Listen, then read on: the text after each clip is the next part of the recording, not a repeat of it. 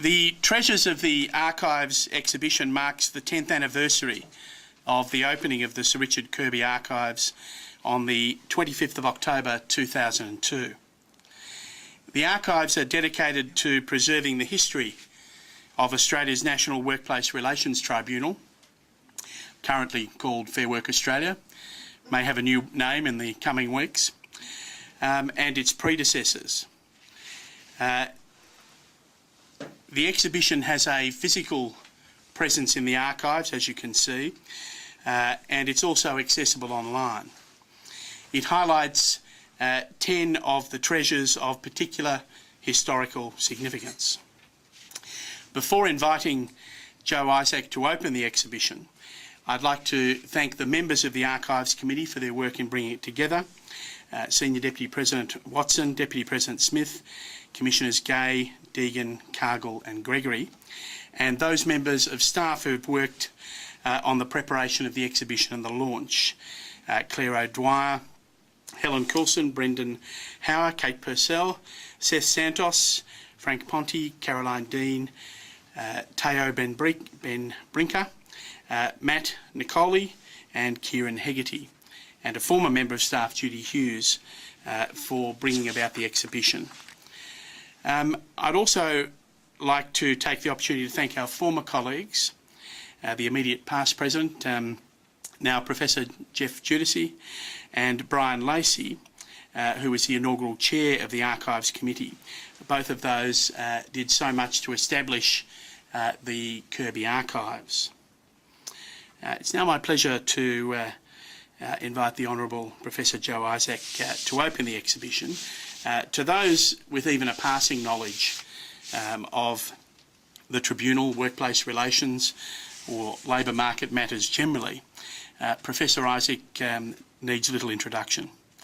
He's had a distinguished academic career both before and after serving as a Deputy President of the Australian Industrial Relations Commission, a position he held between 1974 and 1987.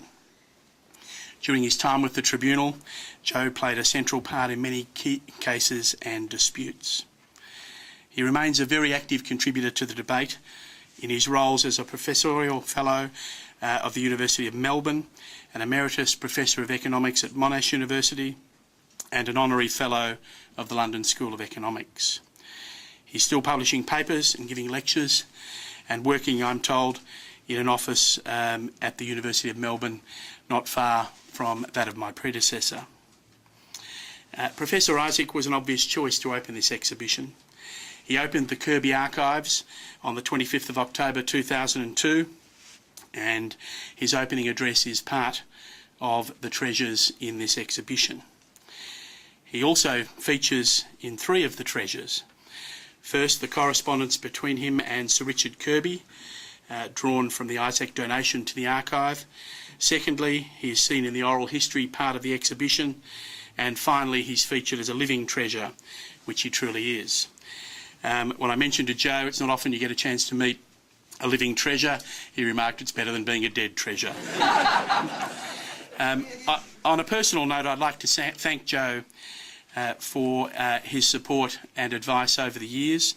I well remember not long after I dissented in the 1997 wage case decision, receiving a note from Joe saying that it was no doubt lonely being one of 7, but on the evidence he would have been with me.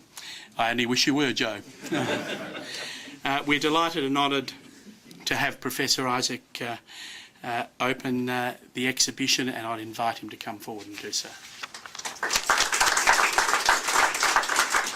Thank you very much, Ian, for your generous remarks. I'm delighted that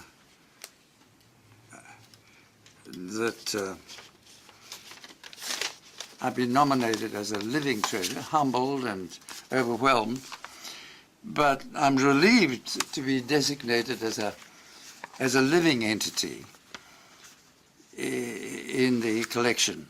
You know, of course, that the British 19th century philosopher Jeremy Bentham, apart from his pursuit of gender equality and welfare economics, also believed that corpses should be freely available for dissection in medical schools. He set an example by providing in his will this destination for his body. Because of his long association with University College London, his corpse was acquired by the college, which had a distinguished medical school. In due course, his skeleton, suitably padded, was dressed in his best suit, his head preserved, and both placed in a glass case to be wheeled out at graduations and council meetings, even to this day, without in any sense placing myself alongside this great man. As I say, I'm delighted and relieved that as a living entity in the archival collection, I will not be wheeled out in future celebrations of the Sir Richard Kirby Archives. Thank you also for the honour and pleasure of opening this celebration of the first 10 years of the archives. 10 years ago, I had the honour of opening the archives in congratulating the then president of the ARC, His Honour Justice Jeff Judici, for giving life to the concept. I pointed out that while the Commission had an excellent library for many years, its archives would have a different purpose. I said then that archives are more selective and narrowly based in their collection and more active in their dedication to filling the gaps in it. In this case, although located within earshot of the Commission's library, they identify themselves as a specialised collection devoted to preserving documents, books, photographs, and other memorabilia together in one place, and attempting to give as complete an account as possible of the life of a unique institution. Most archives are secreted in basements or in warehouses, away from the public gaze. These archives are different. They are more like a museum, although I hasten to add, not of an institution long gone, but a continuing living body. I also justified the existence of archives for a public institution like the Commission. They provide a memory bank for the enlightenment of the changing personnel of the institution. For to truly understand the present, one needs to look at the past. The archives are also an educational resource for scholars, students, and the community at large. They represent a celebration of the institution itself, in this case, an internationally unique institution, something we take for granted.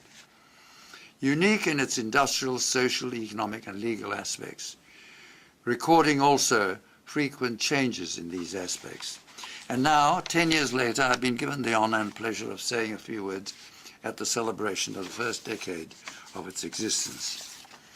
Apart from photographs, documents, personal papers, and oral history interviews, the archives have collected over this period. I want to acknowledge my indebtedness to Helen Coulson and Claire Dwyer for helping me with the details of the collection. One, various memorabilia, I shouldn't use that word, which include 12 volumes of Justice Judici's handwritten notes from 1997 to 1999, something I'd like to have a look at sometime. I don't know whether it's on embargo at this stage. Justice Ross's welcome speech, the menu from Fair Work Australia dinner 31st January 2009, and the memorandum to all female registry staff 1974 discussing what constitutes suitable office attire for female workers at the registry office. You know, I think this is terribly important. It's a piece of social history that one can regard very lightly.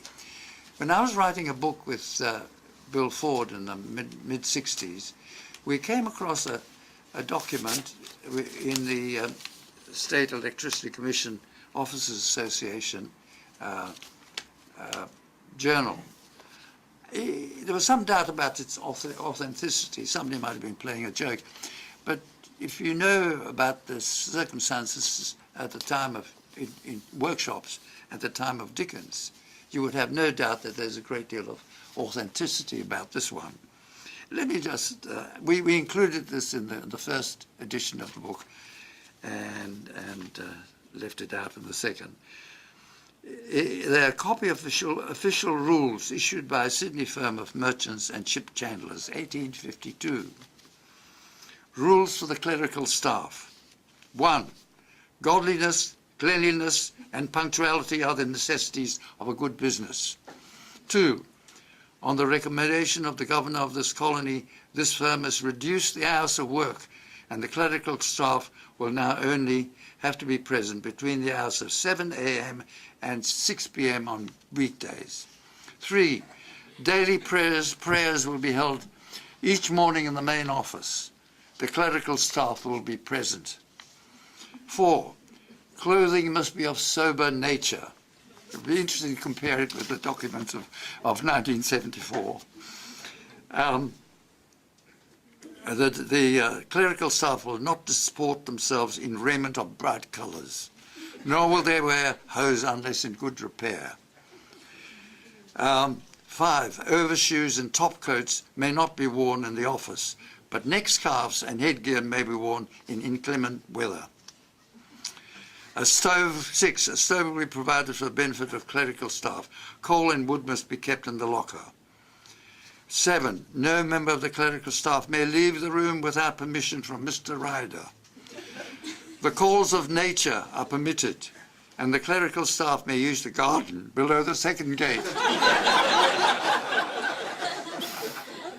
This area must be kept in good order. 8. No talking is allowed during business hours. And 9. The craving for tobacco, wines and spirits is a human weakness, and as such is forbidden to all members of the clerical staff. I won't go through the lot, but it finishes up with this. The owners hereby recognise the generosity of the new labour laws, but will expect great rise in output of work to compensate for these near utopian conditions. Now, I think, if even there's a small bit of truth there, it does give you a feeling of the extent to which we've moved, even since 1974, I dare say, certainly on the question of the place of women in work or at work. Now, to go on with the collection, number 2, a record of various exhibitions, including the Centenary Exhibition, featuring an outstanding timeline display called The Journey, an excellent teaching aid showing the important industrial cases in the context of the presence of the tribunal, the changes in the structure and name of the tribunal, its underlying legislation, contemporary issues such as wars, depression, the size of the population, the prime ministers, and so on. I think it's a wonderful coordinated timeline of our industrial relations history, and something to be treasured. The exhibition included the launching of the new province for law and order, another centenary initiative of Justice Judici, containing the contributions of authorities on the historically important developments of various features of our industrial relations system. Other exhibitions featured a day in the life of the Commission and alternative dispute resolution of the ARC. It seems to me that people could take these things for granted, that in 50 years' time there'll be very valuable historical material. 3, a list of historic High Court and tribunal cases going back to the Harvester case, with summaries and decisions, very valuable for anybody wanting to research and wanting a quick access to some of the highlights of this institution's history. 4, the publication of a book, Waltzing Matilda and the Sunshine Harvester Factory, authored by Deputy President Reg Hamilton, an account of the salient features of the history of our industrial relations system, richly illustrated with photo images giving life to the text.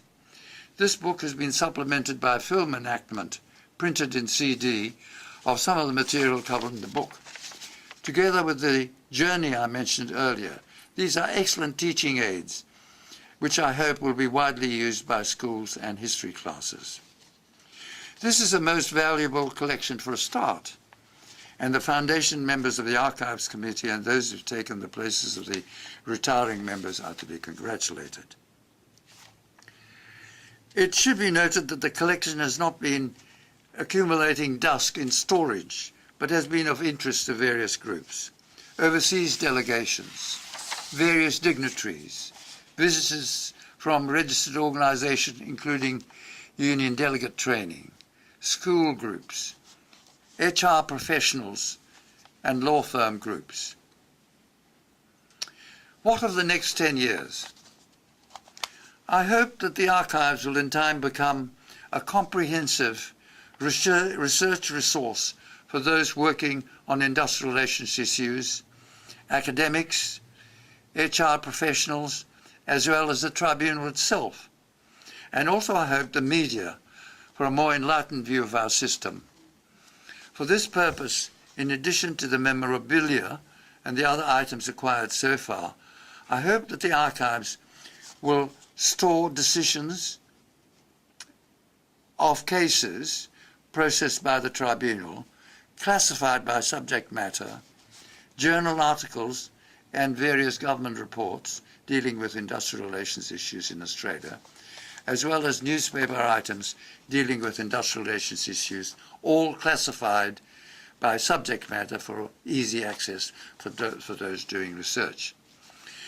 The electronic system provides a comparatively simple and physically minimal means for storing all such material for easy access to the users.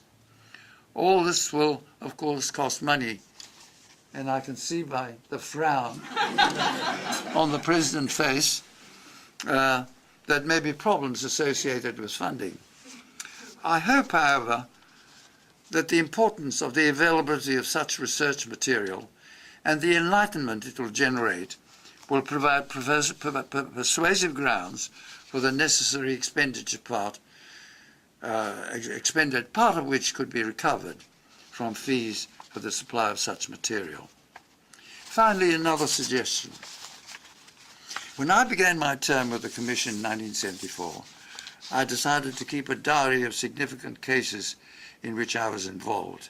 Unfortunately, after a few months, I found the task to maintain rather difficult. It took up time and energy at the wrong time, so to speak, and I foolishly decided that by referring to the decisions which I participated, I should be able to recall the main features of those cases. The lapse of time proved me wrong. I overrated my memory bank. Fortunately, in the early indexation cases, I did keep some notes of the issues that were being debated. And until recently, and more recently, I had the opportunity to use them in a lecture at the University of Melbourne in order to correct the misapprehensions of some academics in their analyses of the Commission's reasons for introducing and later abandoning indexation in the indexation package. In light of my experience, I would urge members of the Tribunal to keep notes on the issues and the personalities, at least on important cases, and to submit them to the archives with, if necessary, an embargo on their availability to the public. In conclusion, Mr. President, may I wish the Sir Richard Kirby Archives continued success, and I thank you and Senior Deputy President Ian Watson for inviting me to welcome the next decade, and to all who've honoured me by their presence here at this celebration. Thank you very much.